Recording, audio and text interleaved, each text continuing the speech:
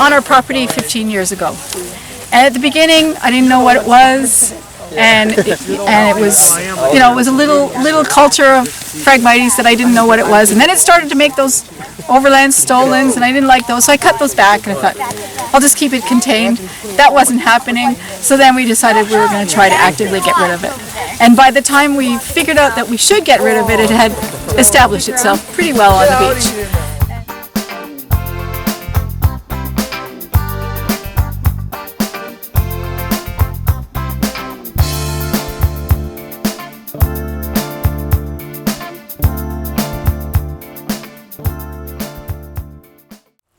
Okay, my name's Lynn Short, and I'm a temporary resident of Wimblewood Beach. I have a home in Toronto, and I teach at Humber College in horticulture. I have a strong interest in ecosystems and plants, animals, natural systems.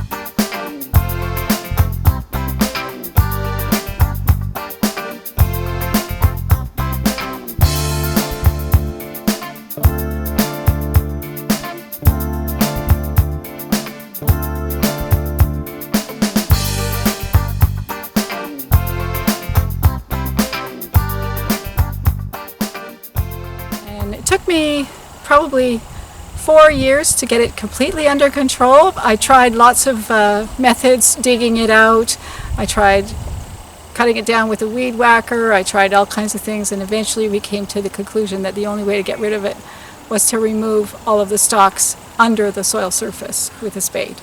So that's what we did. We started cutting it, and then we started seeing results in terms of control.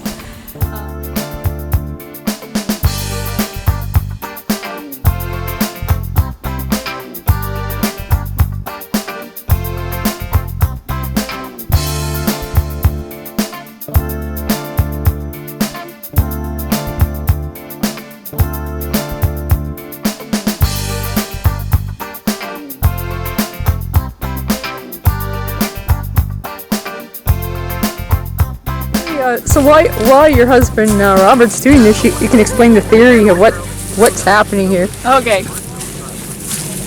So I guess the theory that I go by in terms of removing this plant, or trying to get this plant under control, is to remove all of the parts of the plant that can photosynthesis. So that means actually breaking the stem below the surface. So that photosynthesis, I'm sure you know, uses energy from the sun, it uses the water from the ground, the carbon dioxide from the air, and it combines those things and makes sugar energy for the plant.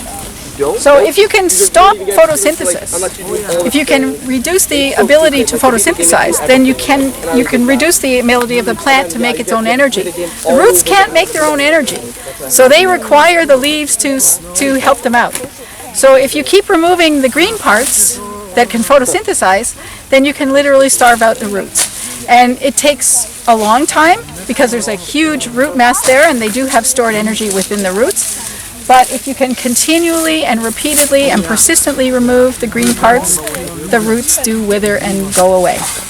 And but with Phragmites, it doesn't give up easily, so you have to do that for probably 4 or 5 years persistently. But it does work. But then you always have to be vigilant, because the plant is always going to try to sneak back into the environment. The seeds are around from other sources. They come and they blow and they start on your property again. So every year you just have to be watching. But it's a little bit like dandelions, or you may get rid of them all this year, but next year there'll be some more coming back to your lawn. So they're just the same.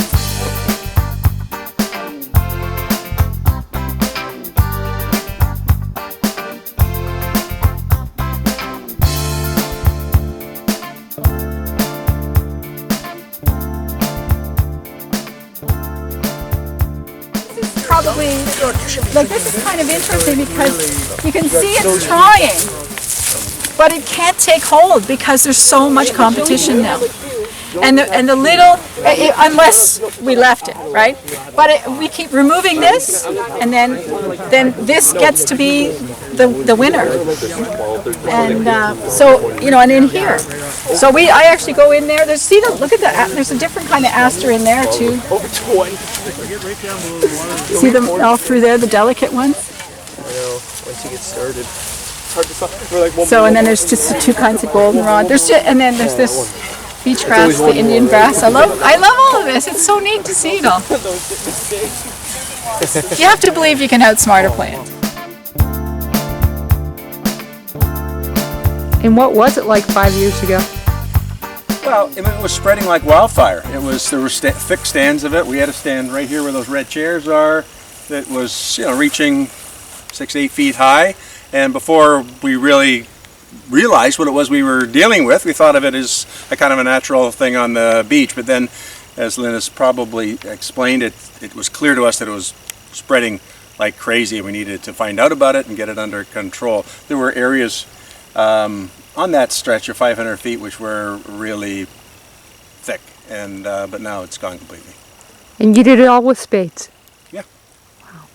Yeah. I think it's easier when you get at it early than it is when you wait till it's out of control. But we were fortunate enough to tune into it quickly and get it under control before it reached that stage.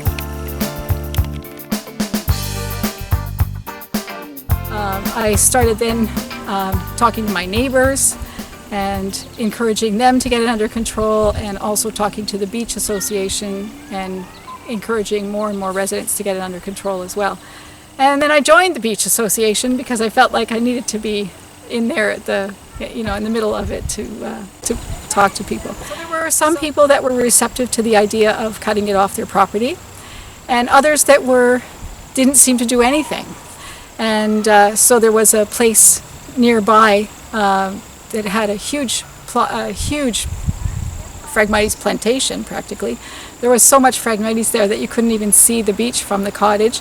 I didn't know the resident there, but I knew that they were making a lot of seeds, and so there was a group of us that got together and decided we were going to cut off all the flower heads to stop the seed spread over to our properties. While we were doing that, the resident came down to the beach and asked us what we were doing, and my husband was very annoyed with me because we were on private property doing that. However, she admitted that she knew that the plant was a problem, and she understood that we needed to do something, but she was older and single and really not strong enough to do any of the digging, and it had gotten way beyond her control. So that initiated our program that we have been running for 5 years now, in terms of I make arrangements with the residents who are not able to control their plant, and the resident pays student workers from the beach by the hour to remove the plant. We arrive at 8 in the morning and we cut the plants down for 3 hours until 11 o'clock before the sun gets too hot. And this summer we managed to clear 16 properties of Phragmites.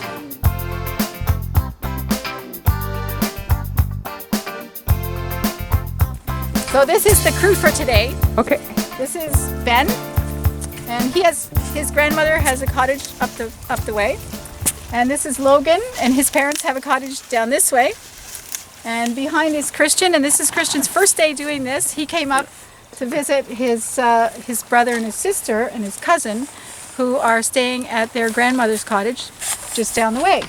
And Anthony and Joseph and Annalise have been working with me for a couple of years. And this is Christian's first day. And Logan and Ben just started working with me this month. Okay. So they're all, and they're all helping each other. They look at the things.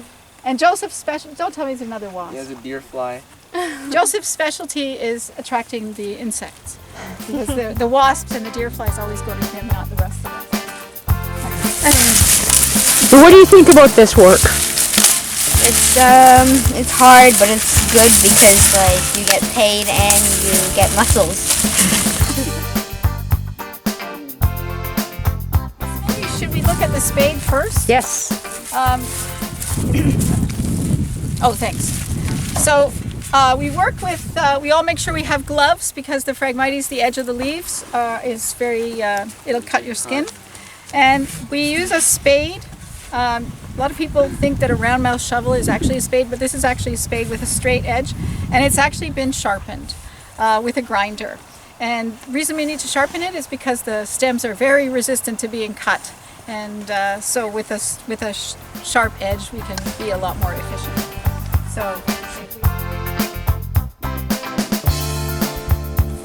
So the goal is to try to remove only the Phragmites and leave the rest behind. Some of it does get trampled, but the majority of the stuff remains and stays alive.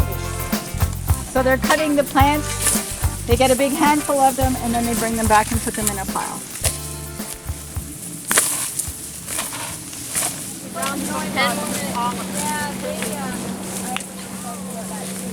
So did you willingly take on this work, or did you get forced to do it? Willingly. Good for you.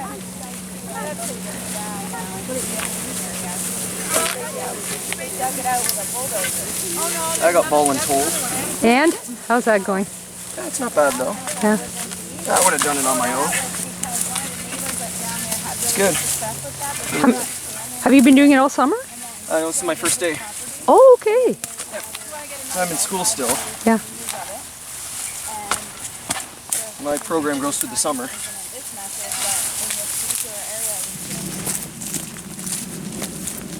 So from this whole property, 100 feet wide, this is the pile that we got.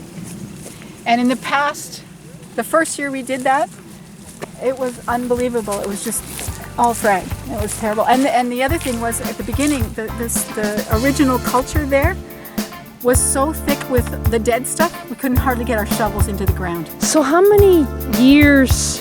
5. So you can also see, you can hear this area initially 5 years ago was all Phragmites. And you can see a lot of the plants have come in. And the Phragmites is struggling. It's here and there, and we have to pick it out. It gets a little bit more challenging when we get to the point where we're getting good control. Then it gets more challenging because we have to pick it out of a lot of vegetation.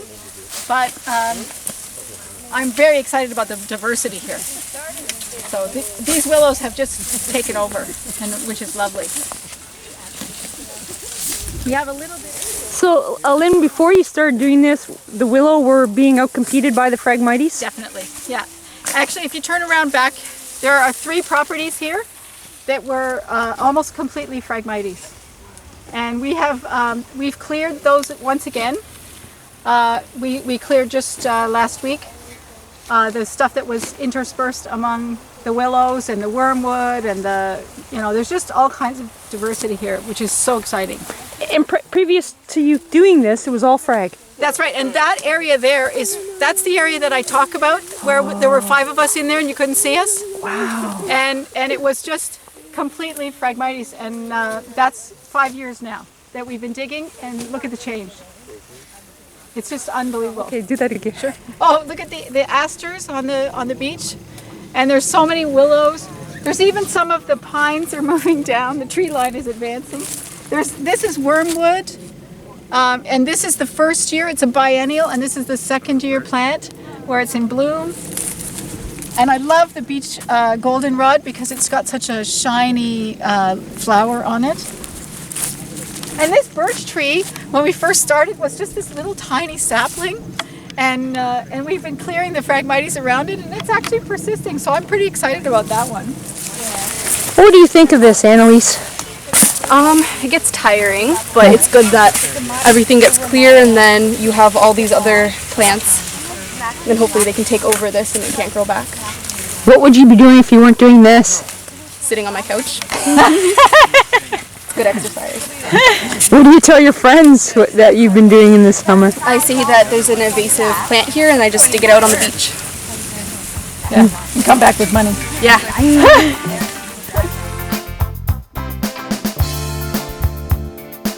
We offer the option for the students that either we bag the material and they take it to the composting facility, the local composting facility, or they can burn it. And so this resident wants us to bag it, so we're doing that. So we fold it all up and put it in the bags, and then we just put it behind their cottage and they take it to the dump. And because we don't have collection here except in the early spring and late fall. What about just letting it dry out and burn? Is that an option for you? Yeah, and actually, do you want me? So when we're bagging, we want to take a very small handful, and then we bend it so that it fits into the bag, so that it doesn't come through the bag. So we bend it into a small little bundle, and then we take it and place it in the bag and try to shove it down and get as much as we can in the bag. It's easier if you bend it all before you put it in the bag than try and bend it when it's in the bag. So. Okay. And then when the bag's full, close it off and take it up to the cottage resident, the resident's place where he's going to bend some Phrag. And how do you recruit your workers here, Lynn? Oh, well, I write an article every year for... You marry them. I marry them. My husband. And the younger ones. Yes. Yeah, I write an article every year for our beach association, and in that I have my contact information, and so and I also attend all of our social events, and I make announcements that I'm looking for students. So I have contact information in the beach association yearbook, and then it's also by word of mouth. Most of the residents on the beach know who I am and know what I do, and they are always, I've got a teenager, do you want one? You know, so they contact me that way. So, but my contact information is in there. And this isn't volunteer labor, they get paid? No, they get paid. And who pays them? The resident, this is private property that they're working on, so the resident pays the students $12 an hour, which is great wages, but it's hard work. And I volunteer my time to organize this and supervise the students, and the resident pays per hour for the students. And do you have And what's your definition of a nice beach? With lots of variety of plants, of course. Yeah, I really think that the idea that a nice beach is clean sand is really not an appropriate thought. I've been down to Barbados where they have all these resorts, and they dredge and they ruin the environment to create those beaches. And I think it's the advertising and the resort advertising that sort of perpetrates that idea of clean sand and nothing growing there. And from the perspective of interest on the beach, there's always clean sand at the edge to sit on, but all this other stuff generates all kinds of interesting insects and frogs and things for children to play in. It's a great playground. And what about the people that say that when they were kids it was all sandy beach?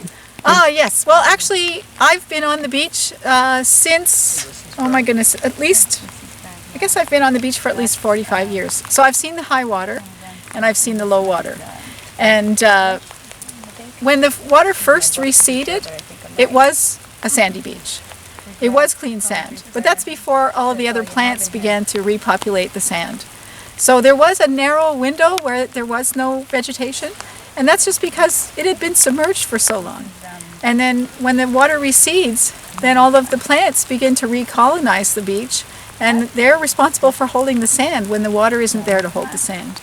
So they're an important part of the ecosystem. We want to see all this diversity. Plus, we get to observe butterflies and wildflowers that you wouldn't otherwise be able to see.